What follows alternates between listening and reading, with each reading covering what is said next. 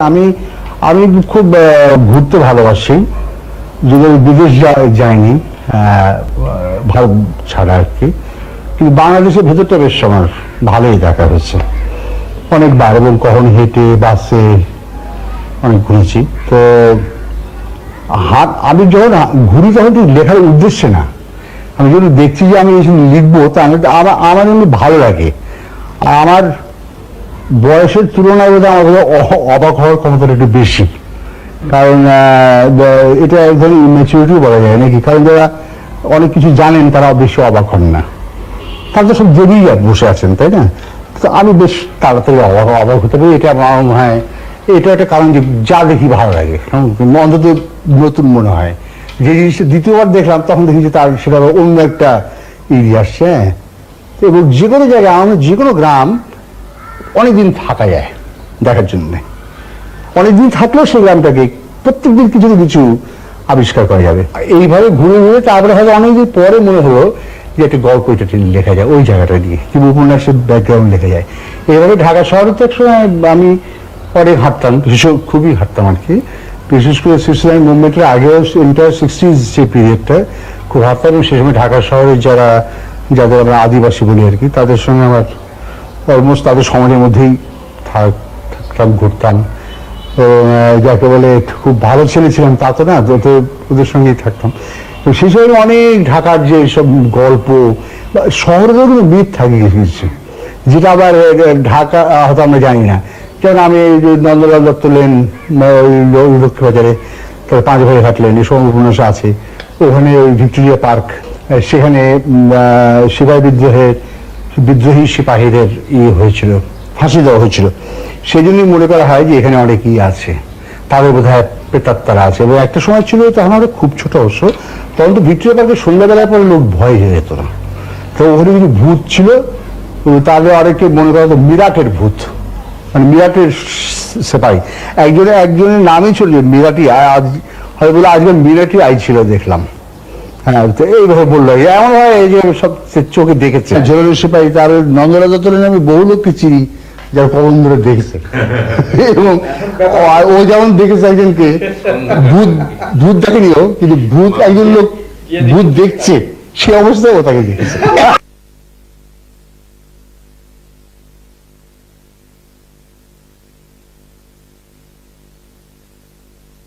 কবিতার নাম হেমলতা নুরু মিয়া, মেয়ের সাথে মেয়ের বিয়া। আমি প্রথমে বন্দনা করি নামে আল্লাহর, সারে জাহানের বিষে যাহার অধিকার। আমি গুনাগারে নাম তোমার জপি দমে দমে, পার করিয়া দয়াল করবো এই যে অদমে। আমি বিদ্যাহীন বুদ্ধিহীন, না জানি সাঁতার, সব সময় আশা করি করুণা তোমার। তুমি সৃষ্টিকর্তা শান্তিদাতা, তুমি কাঁদার অকুলে দিয়াছি পারি নাহি কুল কিনার। পরে নূর নবী পাঠা তুমি দুনিয়া মাজার, পাপী বান্দা উম্মতের করিতে উদ্ধার। তাহার দয়ার গুণে কত জনে হইয়া যাবে পার। 1996 সালের গোড়ায় ক্যান্সারের চিকিৎসার জন্য কলকাতায় আসেন আখতারুজ্জামান ইলিয়াস, বাংলাদেশের অন্যতম সেরা কথাশিল্পী। চিলেকোঠার সেপাই, খোয়াবনামার লেখক আখতারুজ্জামান ইলিয়াস। গাদা গাদা ওষুধ আর কেমোথেরাপির পরও বাদ দিতে হলো ডান পাটা। তিনি অবশ্য দম্বার পাত্র নন। তা নিয়ে কেউ ভেজা ভেজা সমবেদনা জানালে পর তিনি বলেছিলেন, আমার একটা পা নেই বলে কাঁদছ, আর তোমার মাথায় যে একেবারে বুদ্ধি নেই সেই নিয়ে কি আমি কোনোদিন কান্নাকাটি করেছি? সকাল থেকে রাত অবধি আড্ডা তো মারতেনি, এমনকি ঘুমের মধ্যেও তার বকর বকর থামত না। মাঝে মধ্যে অবশ্য বলতেন, আমি আসলে ভীষণ স্বল্পবাক মানুষ, তাই না?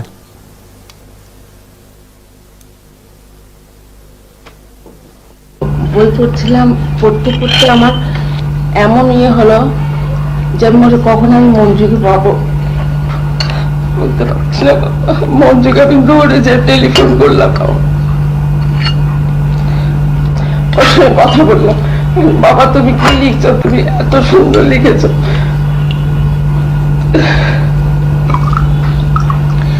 চাচিমা, আপনি সবাইকে চিনতে পেরেছেন?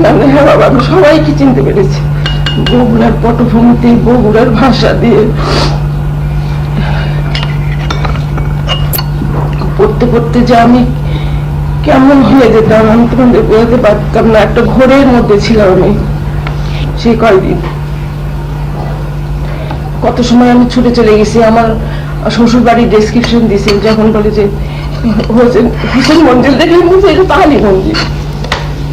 আমি ছুটে গেছি, ছুটে যেয়ে তখন ওই গেটের কাছে তখন বলে যে হোসেন মঞ্জিলে আজ অনেক মেলা লোকের ভিড়, এই কথাটুকু আছে। তখন অনেক লোক আসবে। তারপরে বৈঠকখানা ঘরে চলে গেছে, যখন ওই কামিনী ফুলের গাছ, তারপরে সিঁড়ি দিয়ে তখন হল রুমে আজ অনেক লোক কে কে আসছেন। বা তখন তো দেখাচ্ছে যে বগুড়ার হৈম ডাক্তার ওনারা আসছেন। তারপর আরো কে কে জানে, এখন মনে করছে না তাদের নাম। ওরা বড়দা মানে আমাদের মানে মঞ্জুর আব্বা, উনি তখন সত্যি পলিটিক্স করা আরম্ভ করছেন ওনাদের সঙ্গে আলোচনা। তাই আমি মঞ্জুরি বললাম, মঞ্জু আমি তো সবাইকে চিনছি। তার মোহাম্মদ আলী বগুড়া ওনার কথা লিখছেন খান বাহাদুর করে। পথ ঘাট ওই সেই পোড়াদর মেলা, কাতলাহার বিল,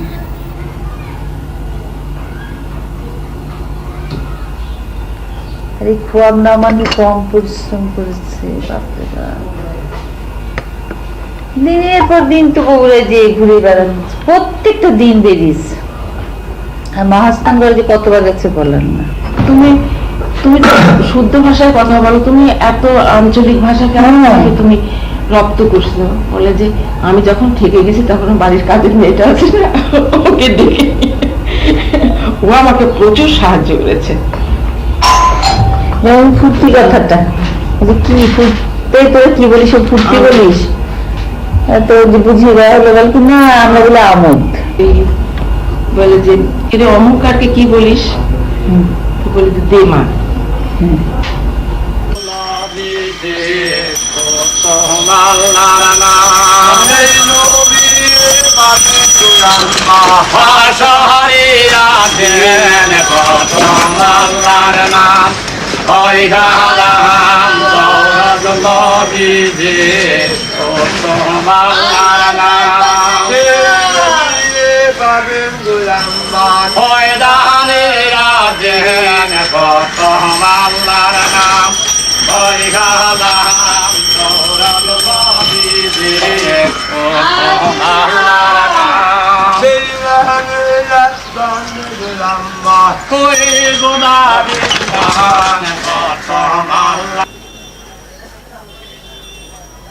শিয়ালদা, বিজয়গড়, নেতাজি নগর কিংবা ওয়াইজঘাট, মোহাম্মদপুর, জেনিভা ক্যাম্প, এপারে ওপারে আছে স্বাধীনতার মাসুল গোনা লাখ লাখ মানুষ।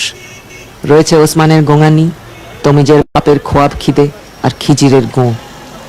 লুপ্ত খালের হিম হৃৎপিণ্ড থেকে উঠে আসা বাংলা বাজার, তাঁতিবাজারের মানুষেরা রয়েছে 1952 21 ফেব্রুয়ারির ছাত্রদের লাশের পাশে। গণ অভ্যুত্থানের লম্বা মিছিলে কৃষক বিদ্রোহ, ভাষা আন্দোলনের শহীদদের সঙ্গে সামিল হয় এমনকি সাহেবদের হাতে গুলিবিদ্ধ বাবুবাজার মসজিদের ইমাম, মুয়াজ্জিম, মুসাল্লিরাও। বিড়বিড় করে আয়াত পড়ার বদলে আজ তারাও হুঙ্কার দিচ্ছে, বৃথা যেতে দেব না। সঙ্গে চলেছে পাক হানাদারদের কবল থেকে পালাতে সক্ষম 1 কোটিরও বেশি উদ্বাস্তু আর গণহত্যায় মৃত 30 লক্ষ মানুষ। নারিন্দার পুলের তলা থেকে দোলাই খালের রক্তাক্ত ঢেউ মাথায় নিয়ে চলে আসা সোমেনচন্দ, ওই তো বরকত। সকলের স্বপ্ন, স্বাদ, স্বপ্ন বদলের মধ্যে মিলেমিশে রয়েছে বহুকালের বহু মানুষ। রয়েছে তারাও যারা গত 25 বছর যাবৎ জনমানস থেকে মুছে দিতে চেয়েছে মুক্তিযুদ্ধের সমস্ত স্মৃতি, গণহত্যার বিভৎসতা। 69-এর মতো গণ অভ্যুত্থান আর নয়। তাদের যুক্তি অনুযায়ী পুঁজিবাদকে প্রতিহত করার জন্য মার্ক্সবাদী আন্দোলন নয়, চায় আধ্যাত্মিক এবং আত্মিক উন্নতি। আর এই গপ্পটাই মহৎ সাহেব বলে চলেছে এই উপমহাদেশের মৌলবাদীরা। আমি যখন লিখলাম চিনিকোঠার সিপাহী, তখন আমি এইগুলোকে খুব কনসিয়াসলি না ইয়েদের সঙ্গে জুড়ে দিলাম, যারা আন্দোলন করছে 69 সালে যারা আন্দোলন করছে, মনে আছে সেখানে দেখা যাচ্ছে খিজিক দেখছে আরে কবন্দটা তো কবন্দ যাইতেছে, সে যেন এই আন্দোলনের একটা অংশ, তাই না? তারপরে ধরো এই যে মিরাটের সিপাহী চলে এসছে, তারপরে নবাবপুরে যেন বিশাল মিছিল, শুধু সে নবাবপুর চমৎকার মিছিল, সেখানে ওসমান গনি দেখতে পাচ্ছে যে অনুশীলন যুগান্তর এরা এসছে, তারপরে ভাষা আন্দোলনের শহীদরা চলে এসছে। এইটা একবার মনে হতে পারে যে এটা একটা হ্যালুসিনেশন ইত্যাদি, কিন্তু এর মানে আমি বলতে চেয়েছি যে লিঙ্ক করার জন্য আর কি, তাই না? এই লিঙ্ককে এই মানে যোগসূত্রটা আমি করতে চাই একেবারে যতদূর পারি পিছন থেকে, কারণ আমাদের যে কোনো আন্দোলনের কিন্তু ভিত্তি অনেক আগে থেকে, এই যে কৃষক বিদ্রোহগুলো হয়েছে 18th সেঞ্চুরি 19th সেঞ্চুরিতে, কিন্তু আমাদের যে এর আগে যে ভীম এবং দিব্যকের যে বিদ্রোহ হয়েছে, কৈবর্ত বিদ্রোহ পুণ্যবর্ধনে, সেটাকে তো এর মধ্যে আনতে হবে। খোয়াবনামায় প্রমিত জমির খোঁজে বেরিয়েছিল। এখন সে বছরের খানিকটা সময় পরের জমিতে ধান রোয়, খানিকটা রিক্সা টানে ঢাকা শহরের গলিতে, বাকিটা পরের জমিতে ধান কেটে পরের গোলাতে তুলতেই কেটে যায়। যারা একসময় পাকিস্তানি ফৌজের সাহায্যে 30 লক্ষ বাঙালিকে খুন করেছিল, তাদের অনেকেই এখন পাকিস্তানে ফিরে যাবার কথা বলে। যারা ফিরে গেছিল তারা আবার অন্য অঙ্কের হিসেব বেহিসেবের ফেরে পড়ে মার খাচ্ছে। পাকিস্তানে ফিরে যাবার দরকার হয়নি যাদের, তাদের কৃপায় স্বাধীনতার পর আজ বাংলাদেশে ভূমিহীন কৃষকের সংখ্যা প্রায় দ্বিগুণ বৃদ্ধি পেয়েছে। যারা একদিন করাচি নামক মদিনার স্বপ্নে পূর্ব পাকিস্তানের সমস্ত স্বাধীনতাকামী মানুষকে গোলামে অন্যথায় মৃতদেহে পরিণত করার চেষ্টা করেছিল, আর যারা এখন ইরান নামক কল্পরাজ্যের মায়ায় দেশটাকে মসজিদ আর বুরখায় ঢেকে দিতে চাইছে, তাদের অনেককেই জেনিভা ক্যাম্পের বাইরেও পাওয়া যাবে।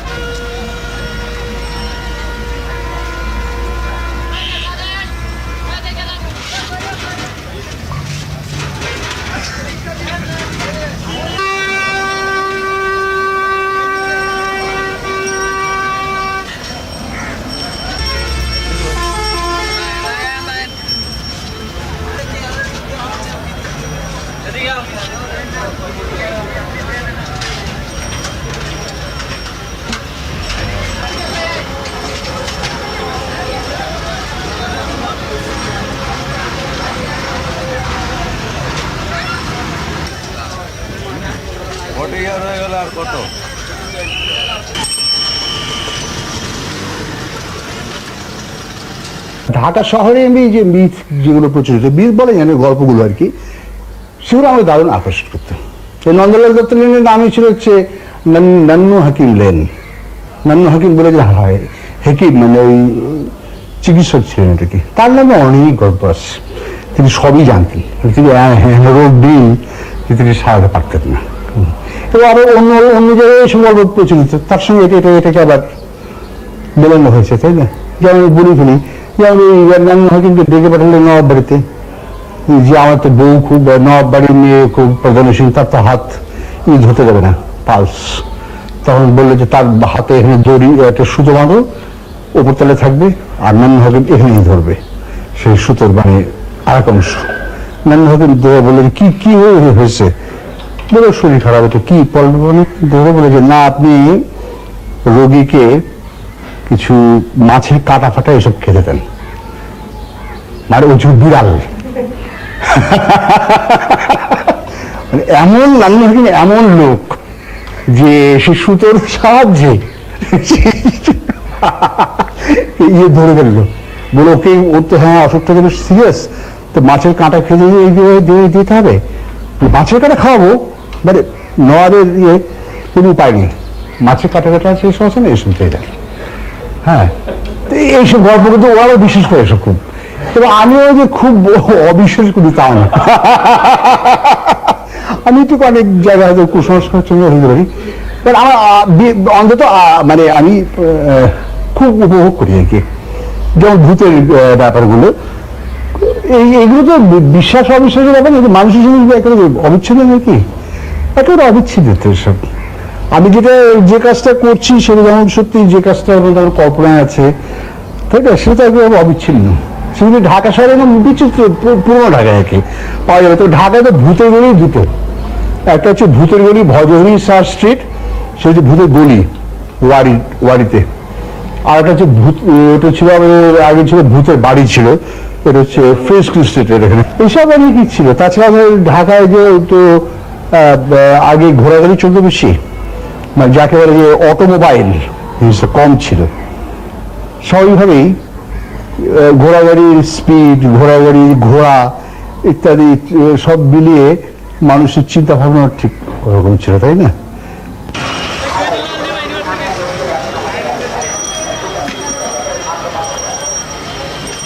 একদিন শাহজাহান মিয়া পিতার কাছে কয় কান্দিয়া, বাবা আমি মাঠে যাব নয়, জ্বর বাদলে মাঠের বুকে কাজ করিতে কষ্ট হয়, অত কষ্ট হয় আমার প্রাণে, ও বাজার সহ নাই হয়। ওই পুস্তকা চিলেট নিয়া মোদের বাড়ির ঘাটে দিয়া কত ছাত্র স্কুলেতে যায়। আমি আর যাব না মাঠে বাবা, যাবো আমি পাঠশালায় লেখাপড়া শিখে আমি ও চাকরি করিব টাকায়। পশ্চিম বলছে ছেলে প্রতি আমরা হইলাম গরিব দুঃখী, গরিব লোকের কি লেখাপড়া হয়, লেখে পড়ে ধনী ছেলে গরিবের খাতিরায়, কোথা পাবো টাকা পয়সা, ও বাবা বই পাবো কোথায়, মুখ বাসাইয়া নয়ন চলে শাহজাহান কান্দিয়া বলে বাবা আমি।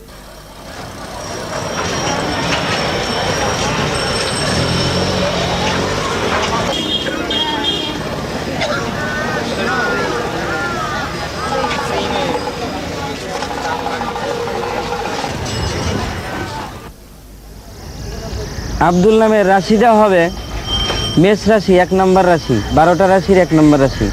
প্রশ্নকারীর সর্বদাই চিন্তাযুক্তের মধ্যে আছে এবং সর্বদাই দুঃখ কষ্ট করা উচিত নয়। মনের ভিতর সর্বদাই ভয় লাগিয়া থাকে, নিজে আশায় নিরাশ হয়ে আছে, কিন্তু নিজে বিপদে ভগ্ন হৃদয় হওয়া, মন খারাপ করা উচিত নয়। বাস্তবিক সময়টা একটু খারাপ, কিন্তু পরে ভালো দিন আসবে। এর রাশিটা হবে মেষ রাশি।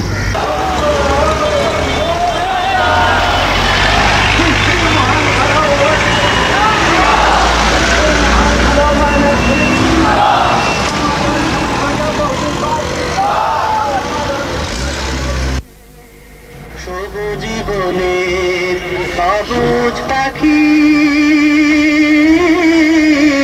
পড়ছে বসিয়ানি গালে, প্রাণ খুলিয়া গায়ে তারি গান। ইসলাম আন্দোলনই হতো না যদি বাঙালিরা সেটা না চাইত। চিন্তা করে দেখেন, কারণ পাঞ্জাবিরা তো কোনো সময় পাকিস্তান চায় না। পাকিস্তান চেয়েছিলাম আমরা বাঙালিরা, দেশ ভাগ চেয়েছিলাম আমরা বাঙালিরা, সেটা হচ্ছে। আমাদের সুপ্ত আকাঙ্ক্ষা ছিল যে হিন্দুদের শোষণের হাত থেকে, ব্রাহ্মণদের শোষণের হাত থেকে বাঁচার জন্য আমরা দেশটা ভাগ করেছিলাম। এই অঞ্চলটায় তো একবারই কোনো আশা ছিল না। আমি তো এদেশের ভাটি বাংলার ইতিহাস জানি। হাজার বছরে নির্যাতিত মানুষ, মুসলমান হিন্দু বলে কোনো কথা না, এরকম ভবিষ্যতেই ছিল না। দেশ ভাগ না হলে আজকে কোথায় থাকতাম আমরা? চিন্তা করে, আমি পশ্চিমবঙ্গের কথা বলতে চান? আচ্ছা ধরেন পশ্চিমবঙ্গের মুসলমানরা কোথায় আছে? আমি তো যাই, ওই লাঙ্গলের কোনায় গোলের পাশেই আছে। হ্যাঁ, সেখান থেকে উঠে আসতে পেরেছে। হ্যাঁ, আর এখানে যারা চাষি, যারা স্বপ্নও দেখতো না যে একটা রাষ্ট্র তারা চালাচ্ছে, স্বপ্ন দুঃস্বপ্নও ছিল না তাদের। হ্যাঁ, তারা এখানে রাজনৈতিক ক্ষমতার অধিকারী। একটা মধ্যবিত্ত, এই যে একটা মধ্যবিত্ত শ্রেণী দেখছেন, একটা ঝড় বাড়ানো মধ্যবিত্ত শ্রেণী তৈরি হচ্ছে।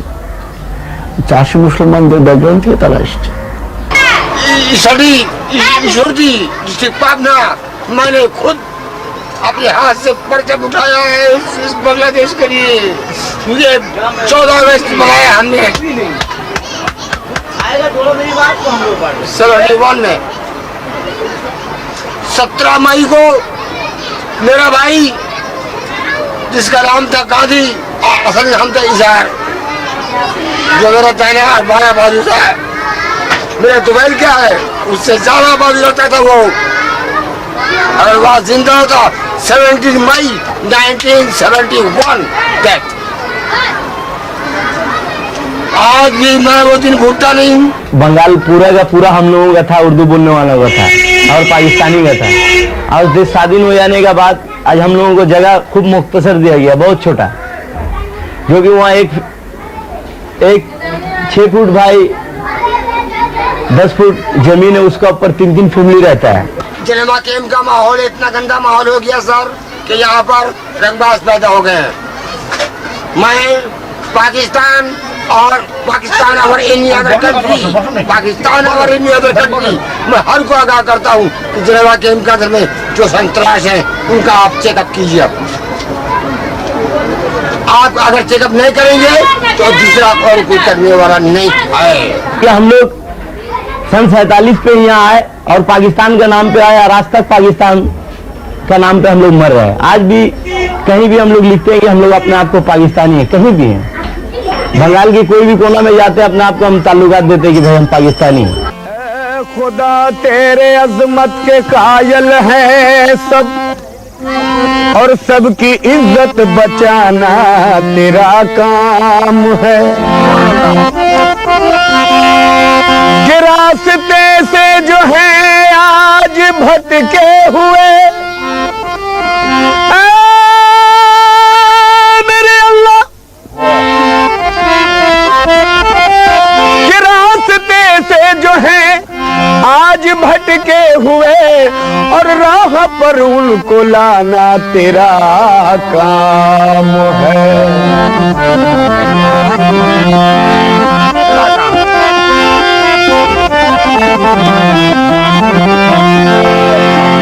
कैसने करंगिए लैली अदा को चुन लिया, और कोह कन्ने नाज की एक महलका को चुन लिया, और हुस्न यूसुफ ने जुलेखा की ज़या को चुन लिया। क्या मेरे अल्लाह, अरे गोया सबने अपने अपने, गोया सबने अपने अपने अरे दिल रुबा को चुन लिया। अरे हम गरीबों ने मोहम्मद मुस्तफा को चुन लिया। बंगाल पूरा का पूरा हम लोगों का था, पाकिस्तानी और उर्दू बोलने वालों का था। गर्व से कहो हम हिंदू है और हिंदुस्तान हमारा है। आमची मुंबई, मराठी मुंबई, आमची मुंबई, हिंदू मुंबई। রাষ্ট্র নির্মাণ, আত্মতার নির্মাণ আর অপরকে চিহ্নিত করার এই উপমহাদেশব্যাপী অনেকগুলো আখ্যান। আল মাহমুদের ঝলমালানো মধ্যবিত্ত চাকমাদের স্বাধিকার অর্জনের আন্দোলন আর তাকে ধ্বংস করার প্রক্রিয়া, খিজির, ফুলজান আর কুলসুম, তেভাগার স্বপ্নভঙ্গ, কেরামত আলীর লীগ নিয়ে গান বাঁধা, পাকিস্তানের মোহ উড়ে গিয়ে ইরান নামক স্বপ্নরাজ্যের কল্পনায় বিভোর এক শ্রেণী, তার সঙ্গে প্রতিদিনকার বেঁচে থাকার লড়াই, সবটাই মিলিয়ে তৈরি হয় খোয়াবনামা। আপনারা বলেন বলে আমরা বলতে যাব কেন, আপনাদের ব্যাপার আপনারা বলেন, এরকম কথাবার্তা শোনা যায়। তো আমরা পাকিস্তান এমবেসি যাই, এই 2-4টা কথা হলো, अच्छा ठीक है मैं आपको देखूंगा, ये मोहतरमा आएंगे, आ जाने के बाद आपसे हम इंट्रोड्यूस करा देंगे, आप वहाँ देख लेंगे भाई, आप उनसे बात कर लें। मैं एक मुजालमत है ये वो बेनजीर साहब आए, वो बोलने लगे कि वो लोग जो है पाकिस्तानी नहीं है, उन लोग जो है हिंदुस्तानी है। और मैं तो बेनजीर को मानता ही नहीं। It is my last question. मैं बेनजीर को मानता ही नहीं, और पूरे जनेवा का आवाम बेनजीर के नाम पर थूक फेंकता है और फेंकता ही रहेगा इंशाअल्लाह रहमान। और हमारे नसीम खान साहब जो हैं, हमारे नसीम खान साहब जो हैं, वे हमारे कौम के गद्दार हैं। हमारे नसीम खान साहब जो है वो कौम के गद्दार है। चलो बेसहारों मदीने में चलकर,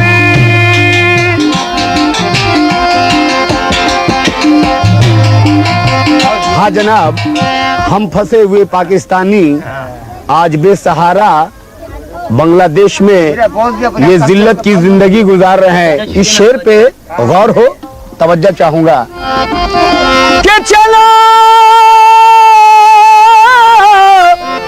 चलो बेसहारों मदीने में चलकर, अरे मोहम्मद के दर की गदाई करेंगे। क्यों? अरे वहाँ हर सवाली की झोली भरेंगे, वहाँ हर सवाली की झोली भरे। अरे वो दरबार हो वहाँ तो निराला, वो আমরা এতদিন ভাবতাম যে পুঁজিবাদের পতন কিভাবে সম্ভব, এটা মার্কসিস্ট তত্ত্ব থেকে আমরা আন্দাজ করেছি, কিন্তু কোনো আধ্যাত্মিক তত্ত্ব থেকে আমরা সেটা আন্দাজ করিনি। আমরা কখনো ভাবিনি যে এটা একটা আধ্যাত্মিক নিয়মও থাকতে পারে। কিন্তু এখন দেখা যাচ্ছে যে মানুষের স্বাভাবিক গতি হলো আধ্যাত্মিক। মানুষের স্বাভাবিক গতি অস্বীকৃতির মধ্যে না, এটা আমার নিজের যে এটা আমি কোনোদিন অবশ্য ধরেন আমার বন্ধু যারা সাথে কোনোদিন আলোচনা করিনি, সে সুযোগও হয়নি অবশ্য। মানুষের স্বাভাবিক গতি হলো বিশ্বাসের দিকে। আমি 8টা শহর ঘুরে দেখে এসেছি ইরানে। নবী নবী নবী নবী নবী,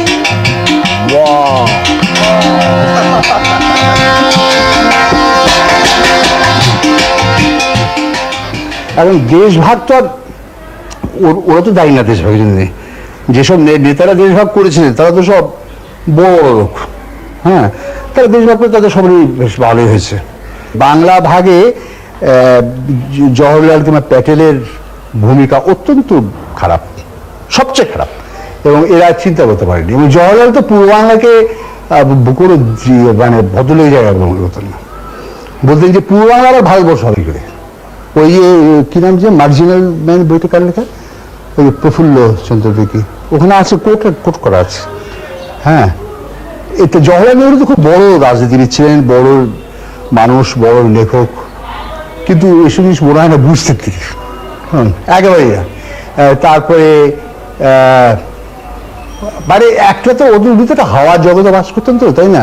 আর ওটা হ্যামলেট, তাই না? হ্যামলেট কিন্তু খুব নিম্নমানের হ্যামলেট আর কি, মানে অসৎ হ্যামলেট। এবং এই অসৎ হ্যামলেটের পক্ষে এই যে সবসময় দোদুল্যমান আছে তো, হ্যাঁ, বড় বড় কথা বলছে, তারপর সবসময় সারেন্ডার করছে, তাই না? সুরেন্দ্রনাথ ব্যানার্জির নাকি বলা হতো সারেন্ডার নট ব্যানার্জি, তো তার উল্টো হচ্ছে জওহরলাল নেহরু। জওহরলাল নেহরু খুব খারাপ। এবং পূর্ব বাংলার লোকদের সঙ্গে, পূর্ব বাংলার সময় যে এটা ড্যাম্প একটা জায়গা, আপনি পড়েছো সে আছে না সালমান রুশদির, ওখানে আছে না বাংলাদেশে ধান হয়, খালি ধান হচ্ছে, ড্যাম্প জায়গা, জলাভূমি। তো এই সালমান রুশদির সঙ্গে কি এই মনোভাব সালমান রুশদি খুব সার্কাস্টিক হতে বলেছে, আর জওহরলাল সেটি বলেছে গম্ভীরভাবে। তো কোনটাকে আমি করবো, মানে বেশি নিন্দা করবো, বুঝতে পারছি না। আর দেশভাগের সঙ্গে অনেক কিছু জড়িত, দেশভাগের সঙ্গে দাঙ্গা জড়িত, দেশভাগের আগে আগে দুর্ভিক্ষ মানে 43 সালে, তারপর দেশভাগের পরপর দেশ ত্যাগ, মানুষের দেশ ত্যাগ, তাই না? এবং এই যে এমন স্বাধীনতাই হলো যে স্বাধীনতার ফলে দেশ ত্যাগ করতে হয়, অর্থহীন স্বাধীনতা। এটা যে দেশ আমি স্বাধীন করলাম সেই স্বাধীনতার দাম হচ্ছে তোমার দেশে ছেড়ে যেতে হবে। ইলিয়াসের প্রায় সর্বক্ষণের সঙ্গী ছিল রবীন্দ্রনাথের ছিন্ন পত্রাবলী। ইলিয়াসের খানিক পরিচয় ছিন্ন পত্রাবলীর এই টুকরো থেকে মেলে। আজকাল প্রায় বসে বসে আওড়ায়, ইহার চেয়ে হতেম যদি আরব বেদুইন। বেশ একটা সুস্থ সবল উন্মুক্ত অসভ্যতা।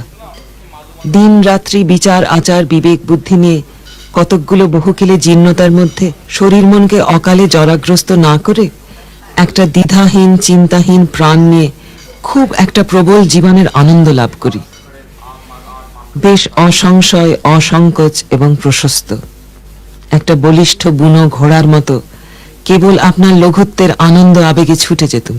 আর আড্ডার দিকতে সাংঘাতিক পছন্দ। আর সত্যি বলতে আমি অভ্যস্ত হয়ে গেছিলাম পরে। প্রথম আমার খুব লাগতো, আমি তো খুব নিরিবিলিত মানুষ হয়েছি।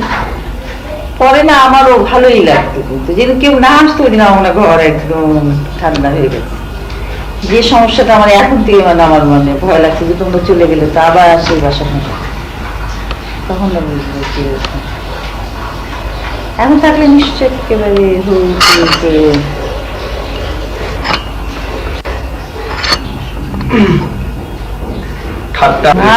আড্ডার মধ্যেই খুঁজে বেরিয়েছে সব। কেন আমি দেখতাম অনেকে সমস্যা বলতেন না যে ঘনিষ্ঠ আত্মীয় অংশ বলছে আড্ডা মেরে মেরে ইটা নষ্ট করলো। আমি বুঝতাম কিন্তু যে আড্ডার মধ্যে থেকে নিজেই বলতেন, আর আমি এত ঘনিষ্ঠ ছিলাম বুঝতে পারতাম যে এইটুকু না পেলেও আর লিখতে পারবে না আর কি। আমি বলছি যে মঞ্জু তো সাংসারিক জীবনে মানে কোনো সময় মানে ই করেনি, আমাকে আলাদা করে তো সময় দেয়নি, নিজের লেখাপড়া নিয়ে। আর আমার না আপনারা ভালো বুঝেন, আমি তো ওকে কখনো চাপ দিইনি, টাকা পয়সা হোক। আর সত্যি বলতে কি সচ্ছলতা তো খুব একটা ছিল না এই চাকরিতে, বাড়তি ইনকাম ছাড়া তো হয় না। এমন লেখাও লিখিনি যে, বরং ওই ভালো কাগজ ভালো এতবার কাগজ বদলানো, এই তো প্রচুর পয়সা গেছে না, এটাই আমি অবশ্য ঠাট্টা করতাম। তুমি কি লেখো তো কাগজেই তো সব চলে যায় পয়সা। কিন্তু আমার বলতে কি একটু যে আমার সূক্ষ্ম গর্ব বা সৌর্যকে নিয়ে শ্রদ্ধা ছিল না, মানে এটা তো আমি করবো না। আমার একটু ভালোও লাগতো সত্যি বলতে কি যে এত সৎ, আমার সত্যি আগে ছিল, এখন আরো বেশি করি যে আমি বোধ হয় আর একটু মানে ওকে বোধ হয় সময় দিলে ভালো করতাম। বাজার ঘাট নিয়ে কখনো বলিনি, আমি কি পারতাম তাই জানতাম, ওই যেটাই দিতাম সে বাবা বাবা বাবা। আর এমনি রাগ ছিল না, কিন্তু কখনো বিরক্তি ছিল খুব। মানে একটু ভুলটা কোচকালে বলে দিতে আমি বিরক্ত হচ্ছে, কিন্তু কোনো সময় যে আমি এতদিনের সংসারে কিন্তু রাগ করতে দেখিনি কারোর সঙ্গেই না, আমার সঙ্গে বলবে না, বিরক্তি ছিল। পড়াশোনা একটু গেলে আমাকে একটু বেশি কথা বলে পট করে চলে গেলে এরকম করলো, বুঝলাম যে খুব বিরক্ত। সবচেয়ে মজা বলছে 95 কলকাতা গেলাম, যাওয়ার সময় পার্থ আর আমার শাশুড়ি মা ওর দাদি থাকলেন, তো বলছে পার্থ তুমি দেখবে আমার মাকে, তো আমার মাকে তুমি দেখবে, তোমার মাকে আমি দেখবো।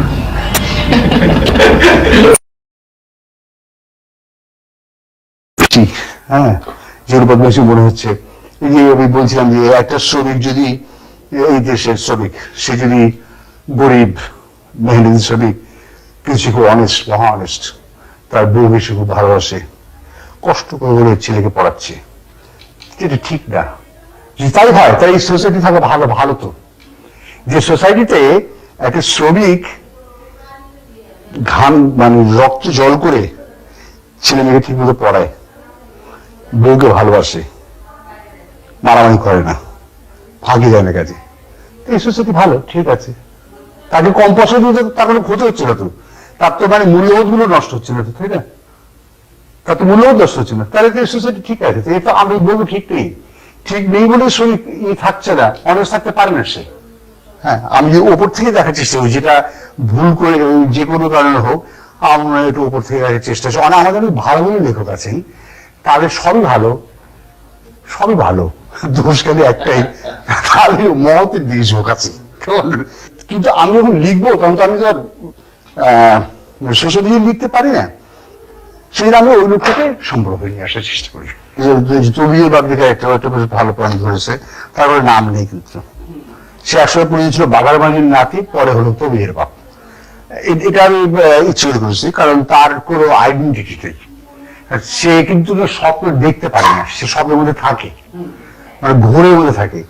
তাদের যখন বৈকুণ্ঠ জিজ্ঞেস করলো যে বড় তো কাল তুমি কখনো বড় না কেন স্বপ্ন, তুমি বড় তো কি স্বপ্ন দেখছো, সে আবার তখন যেসব কথা বলছে, বৈকুণ্ঠ বলছে তুমি তো সত্যি সত্যি সেদিন গেছিলে, এটা যেটা বলছে, তো ও কিন্তু স্বপ্ন মানে মানে ইনকেপেবল, স্বপ্ন দেখতে আর কি, কিন্তু তনুষ কিন্তু স্বপ্ন দেখে। একটা ব্যাপার কি, একটা আপত্তি অনেকে করেছে, কারণ বই যারা পড়েছেন বন্ধুরা কিংবা বইটা যারা ভালো বলেছে তারা একটা আপত্তি করছে, সেটা হচ্ছে যে পলিটিক্যাল কথাবার্তা যেখানে এসছে সেটা এর মধ্যে দিয়ে এলো না কেন, ঘোরের মধ্যে দিয়ে এলো না কেন, কিংবা একটা ফ্যান্টাসির মধ্যে দিয়ে এলো না কেন, তাহলে কিন্তু ওই সালমান হুসদি হয়ে যেত যে জিনিসটা। আমার যেটা মনে হয় যদি আমি সবটাই ওর মধ্যে নিয়ে আসি তাহলে আমি বন্দী হয়ে যেতাম, কোনো না কোনো আলাদা করে হয়ে যেত না। হ্যাঁ, আমাকে তো ভারসাম্যটা বজায় রাখতে হতো, তাই না? আর যে জিনিসটাকে আমি পছন্দ করি না একেবারেই, সেটা আমি স্পষ্ট করে বলবো। আল্লাহর স্বপ্নের চেয়ে ভাতের স্বপ্ন কোনো অবশ্যই ছোট না, তাই না? একজন লোক আল্লাহকে স্বপ্ন দেখে, আর হলো ভাতের স্বপ্ন দেখে। আমার তো ভাতের স্বপ্ন যদি দেখে তার স্বপ্ন দেখার ক্ষমতা বেশি, তাই না? তার স্বপ্ন আল্লাহকে যে স্বপ্ন দেখে সে কিন্তু আসলে কত দেখে সন্দেহ আছে। সাত্তারের জামাইয়ের নাম কি? সারিন্দ্র আনসার। সে তো পীরের কাছে গেছে, সে তো পীরের কাছে গেছে, তার ছেলে হয়েছিল অসুখ। আমি যে গ্রামে যেতাম না গোলাবাড়ি, সাত্তার বলে একজন ভদ্রলোক ছিলেন, লোকনিষ্ঠ, মারা গেছে। তার জামাই যে সানিল তার ছেলেকে নিয়ে ঢাকা এলো, এসে আমাকে বললো যে আমি ছেলেকে দিয়ে এসছি ডাক্তার। তাই আমি ওই অ্যাপয়েন্টমেন্ট এসব করার ব্যবস্থা করলাম। ডাক্তার দেখে বড় ডাক্তার দেখলো, তার ছেলে কাঁপে, 7 দিন কাঁপলো, আবার ঠিক হয়ে যায়। ডাক্তার দেখে সে ঈদ ছিল, ঈদের আগে সে চলে গেল। তারপরে অনেকদিন পরে আমি আবার গেছি ওখানে, মাস 2 পরে গেছি, আমার তো যথারীতি ওখানে গেছি, ঘুরে টুরে দুবেলা ওখানে ভাত পাওয়া যেত আর কি, গরিব লোকের। তারপরে গেলে ও বললো যে আমি কি তোমার খবর কি? আচ্ছা, বলে না ওটা হলো না। এত বড় ডাক্তার সেখানে এবার খানটে কেন হলো না? না ওটা অন্য ব্যাপার আছে। কি ব্যাপার? হ্যাঁ, ওকে শেষ পর্যন্ত কেউ পাচ্ছে না। তখন কাহালু বলে জায়গা আছে বগুড়া জেলাতে, ওখান থেকে সে মোটর সাইকেল করে কাহালু গেছে। কাহালুতে একজন শিখ পীর না ইমাম সাহেব আছে, মানে মসজিদের যে পুরোহিত ইমাম সাহেব। ইমাম সাহেবের কাছে ইমাম সাহেব বলে যে দোষ তো তোমার বাড়ির মধ্যে আছে। কেমন বলে? তোমার বাড়ির মধ্যে দোষ, তুমি তামান দুনিয়া এখানে উঠকে বেড়াও, খুঁজে বেড়াও। কেমন? তাই শুনে সে দেখে ভাই আমার বাড়ির কাছে আসি নগর। হ্যাঁ, তারপর সে ফিরে বলে কি ব্যাপার? ওই যে বটগাছ আছে, পাগল গাছ মানে ঝুড়ি ভাঙা, ওদের বাড়ির সামনে বিরাট পাগল গাছ আছে। ওই পাগল গাছে আছে একটা মানে ভূত টুত আছে, সে করছে। হ্যাঁ, তা ওই গাছটায় তুমি কিছু করো, সুরা টুরা পড়ে দিল, মানে মুসলমান সুরা না, ওটা মুসলমান ভূত। তারপরে সুরা পড়ে দিল। সারা গাছে হিন্দু ভূত থাকে। হ্যাঁ, না সারা গাছে মুসলমান ভূত নেবে এলাউড দেয়, ওখানে তো আনটাচেবিলিটি আছে, তো অস্পৃশ্যতার ব্যাপার আছে, যেটা মজাও আসলো।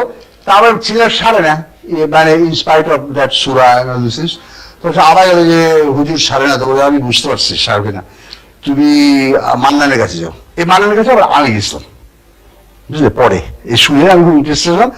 তো হুন্ডা টুন্ডা চলে তো খুব অসুবিধা হয়, কিন্তু আমি আনফর্চুনেটলি মান্নানের এটা পাইনি। মান্নানকে পেয়েছিলাম, মান্নানের ফর্মটা পাইনি আর কি। তো গেল মান্নানের বলে, মান্নানের কাছে ইমাম সাহেব বলছে মান্নানের কাছে একটা কালী আছে। মান্নানটা তো সাধারণ লোক, নামাজ সমাজ পড়ে সবই আছে, গরিব লোক আর কি।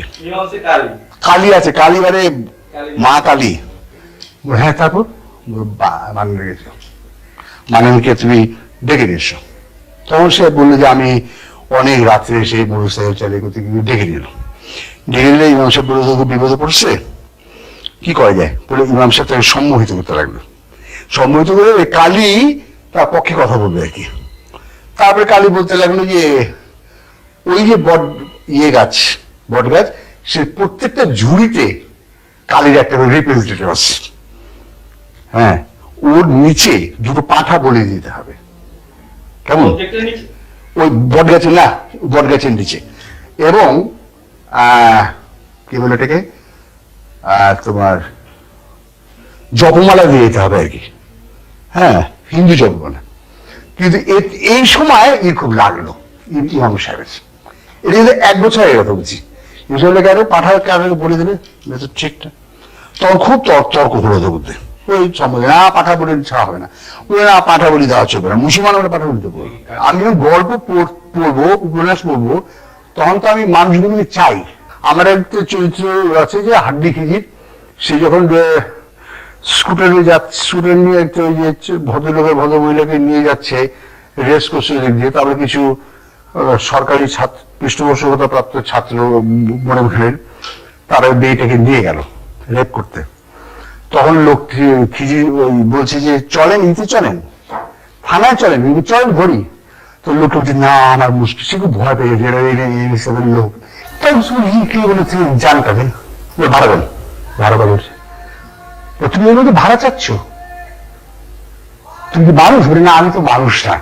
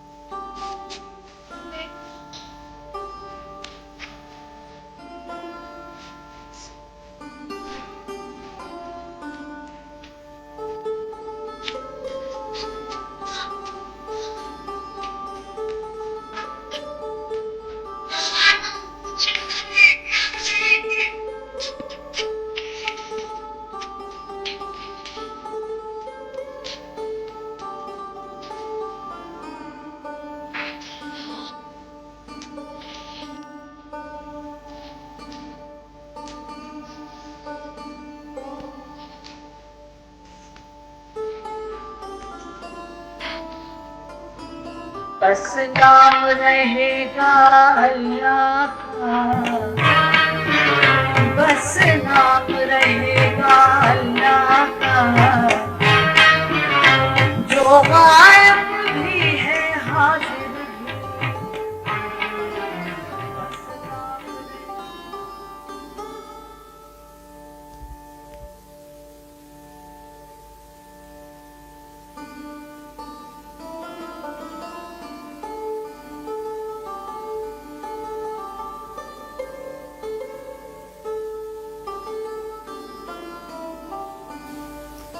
সমস্ত পৃথিবী ব্যাপে আজ সব মৃত ওষ্ঠাধর জুড়ে যাক। পাতালের মধ্যে থেকে আমাকে বুনে দাও এই দীর্ঘ রাতটাকে, যেখানে আমি যেন ছুটে এসে তোমাদেরই সঙ্গে নোঙর বেঁধে রয়েছি। আর বলো, বলো আমাকে সব কিছু, বলো সেকলের পর সেকলে, কড়ার পর কড়ায়, পদপাতের পর পদপাতে, ধাপে ধাপে।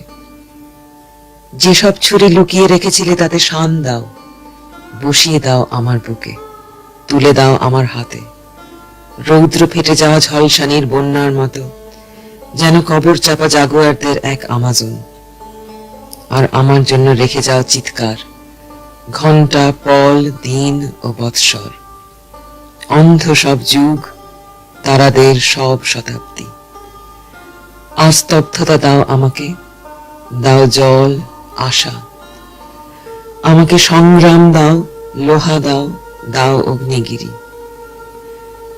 চুম্বকের মতো আজ সমস্ত শরীর এসে লেপ্টে যাক আমার শরীরে। সত্তর শিরায় এসো, ধমনীতে, আমার এ মুখে। কথা বলো আমার ভাষায়, কথা বলো আমার রুধিরে।